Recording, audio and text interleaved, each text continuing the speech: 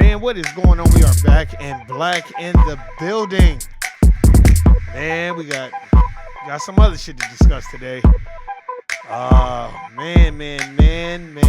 Man. How's everybody doing today? Shout out to everybody out there. James Young Blood, David from No Compromise, Tasha, Shawnee, feeling the building, stand up, Erica, Mariah, y'all already know what's going on. Shout out to all y'all. I feel like I'm just having a just straight up conversation with the people that I know. That's what I like about this podcast. This is not a clout chasing podcast. So if you're looking for somebody to be clout chasing and being messy and all that, I'm not your guy. You might not want to listen to this shit. But if you want to listen to some real shit, just from my perspective, may not be real to you, then bring your ass on down. But nah, shout out to everybody out there. If you have the core plantation, do what you need to do. I fucks with you all day long. I'm your boy, your gracious host, Warren G, in the place to be. Been clown and sucker 3 since 2003. No finessing me. That was 20 years ago. That was probably my favorite year in Las Vegas, Nevada. But let's get into it, man. Man. We got a lot to discuss. Different cops, same anti-black racism. Came across this news article where these Kentucky police chasing after this black dude and couldn't breathe, died in their custody. So I'm trying to find the video so y'all can hear it. And y'all can have your own judgments of, what y'all think about it. And that's like probably about the first thing I'm gonna play. So we can understand that in the system of racism, white supremacy, if you're not establishing the system of justice, I don't give a fuck what you're doing after that. Establish a system of justice, meaning the person that needs the most constructive help gets the most constructive help. You better go listen or read Neely Fuller Jr.'s The Compensatory Counter-Racist Code of Ethics. Very, very good book. Or Dr. Francis Cress Welsing's book, The ISIS Papers. Let's get into it.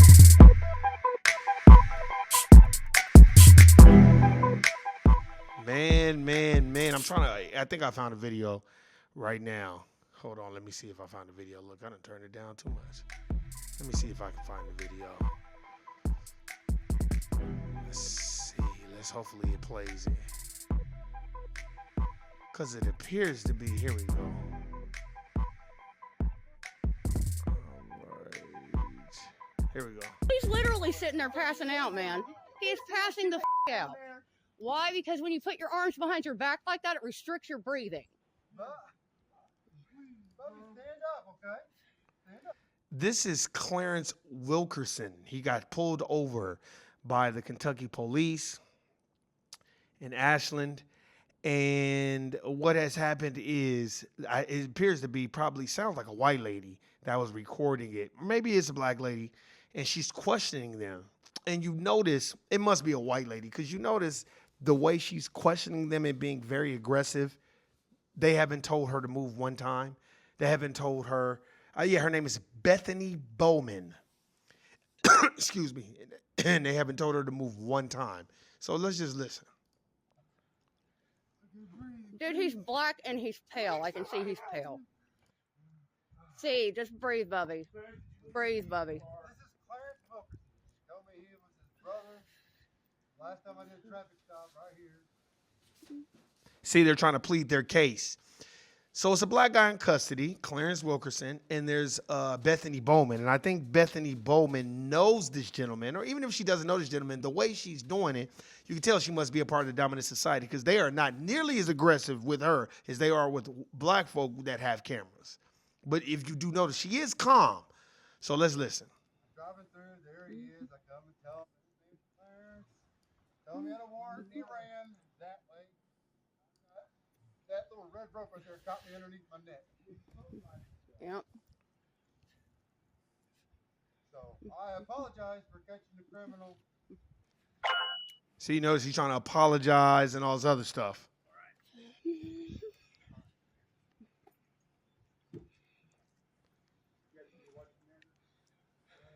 Is he going to receive any kind of medical treatment?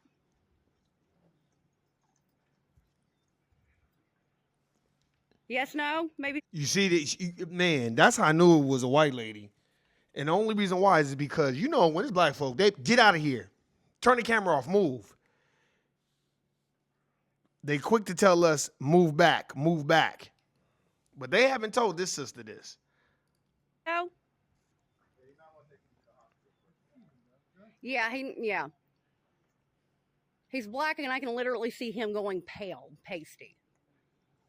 So y'all can stand there and just ignore the question, but the question still remains, and I've got all of you on camera. So if he dies in your custody, he can't breathe. You notice she said that. If he dies in your custody, you're going to be responsible. He needs treatment because they had his arms, handcuffed behind his back, and he kept saying, look, man, I can't breathe. And he had a medical condition. They didn't give a fuck. Man, don't even make out an accident before on my trailer. Him having his hands behind his back like that restricts his breathing if he's already got issues with breathing. Just a little medical advice there. No, but I do a lot of medical research. I have a lot of medical problems. You notice they kind of, but you notice how they're dealing with her. They're not aggressive like they are with black witnesses at all. They would have had 2 officers go over there and stand with her and move her out of the way if she was black. And I also have issues with my breathing. His arms being behind his back, Will. He's a big guy. God.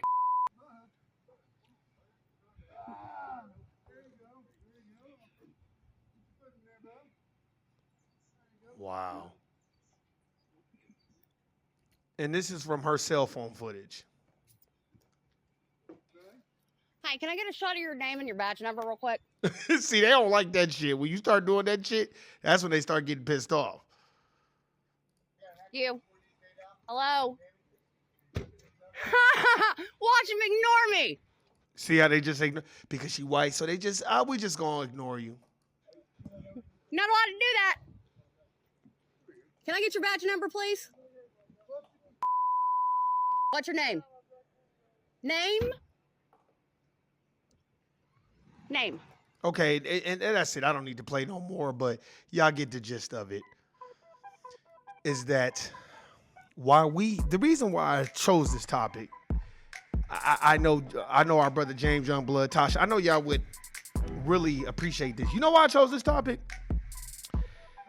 Because while we sitting up here airing each other's dirty laundry out on social media, going on the internet, going back and forth with each other, doing idiotic shit like posting guns and wanting to be who we maybe not want to be or whatever.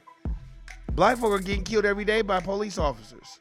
And what you are doing is taking the attention away from the real shit that's going on, and you're placing it on yourself without not even knowing.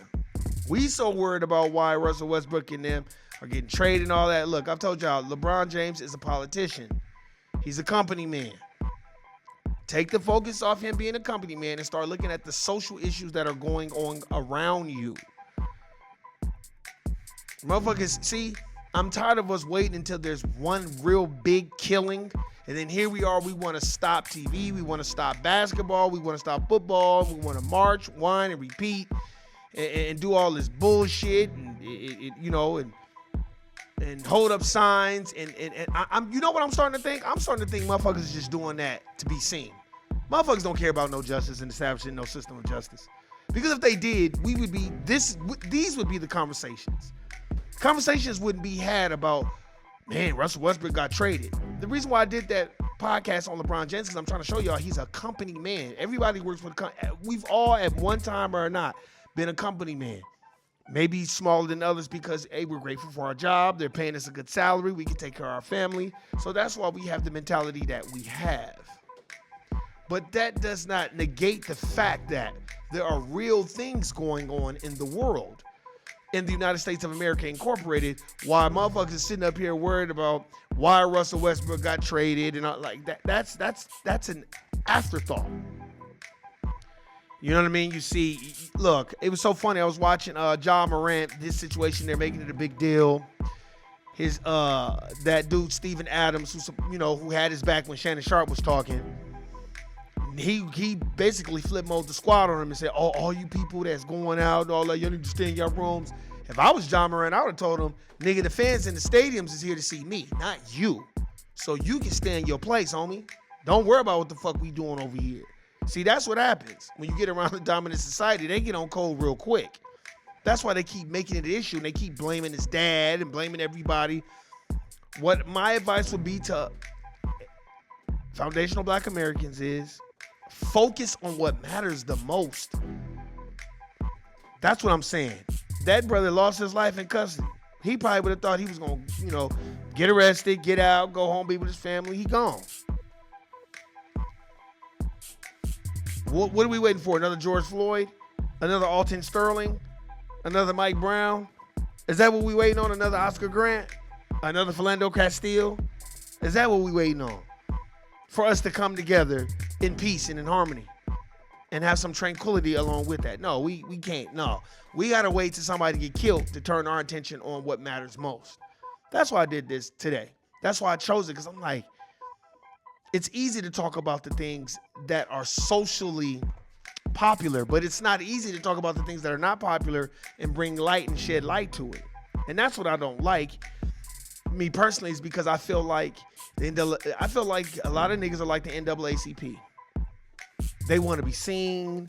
They want, you know what I mean? Instead of, you know what I mean, just opening up your mind to different things that are going on and paying attention to it and seeing how it affects your people.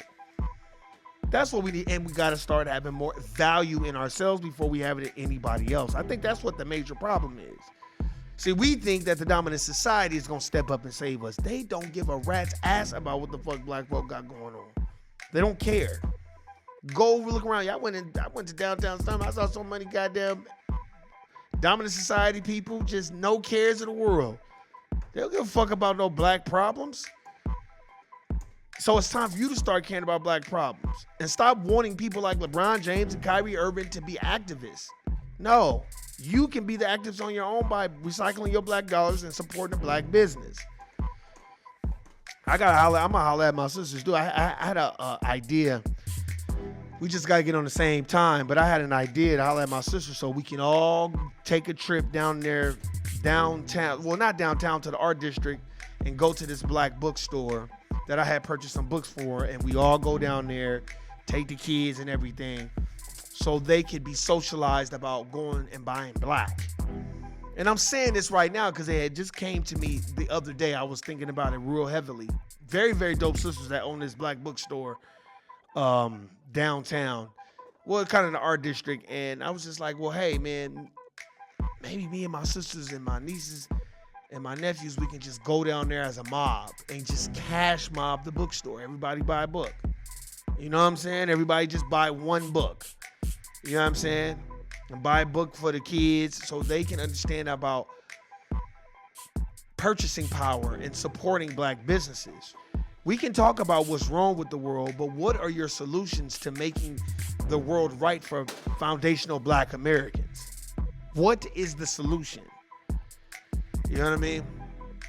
The reason why I say what is the solution, because we always embrace problems, but we don't never have the solution to that motherfucker.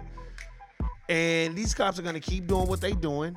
And I just would pray that black folk will get off of social media and start having real conversations with each other. I even seen Fat Joe kind of chastise John Moran's dad. And it's like, see, this is what happens when you let other racial groups into your business. That's not really Fat Joe's or nobody's place to be speaking on the behalf of John Moran's father about how he conducts himself with his son and what he's socialized his son to do. Y'all don't know what's going on in the mind of this man. This is a young man with a lot of money, and I'm pretty sure I would have acted the same way. I think Des Bryant had the best advice for John Moran. Hey, get away from them niggas. They don't have your best interests at heart.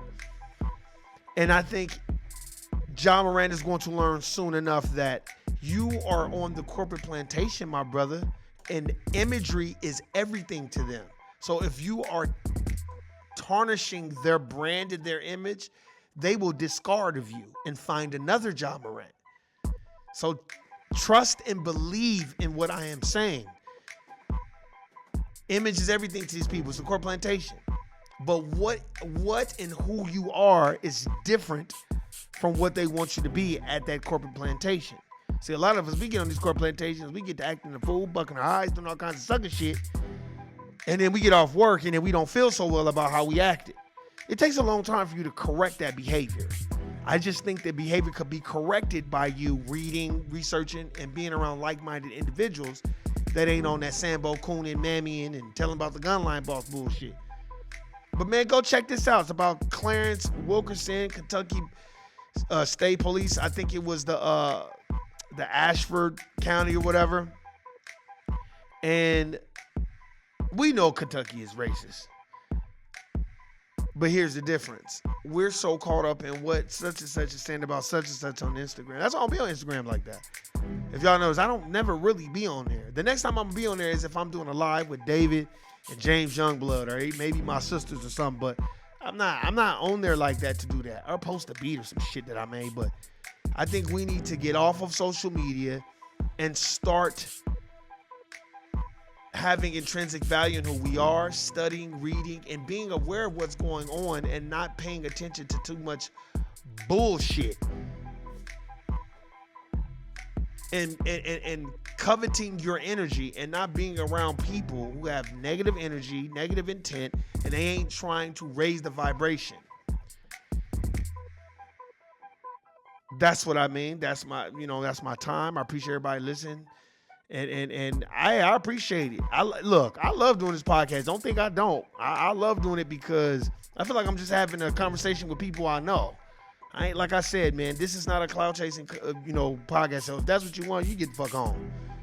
Leave your comments on what you think we should be focused on and why we are not focused on issues like this. Why does it take Ben Crump and Lee Merritt and them to bring this attention to us? So I was just researching, news articles and stuff. But why does it take that for us to be like, man, they killed such and such? No, we should be like, damn, such and such got killed. Man, we need to pay attention to that. But hey, man, that is my time. Y'all know what it is. Y'all know what it ain't. Hey, man, love, live life, read. I would suggest you go read Slavery by Another Name.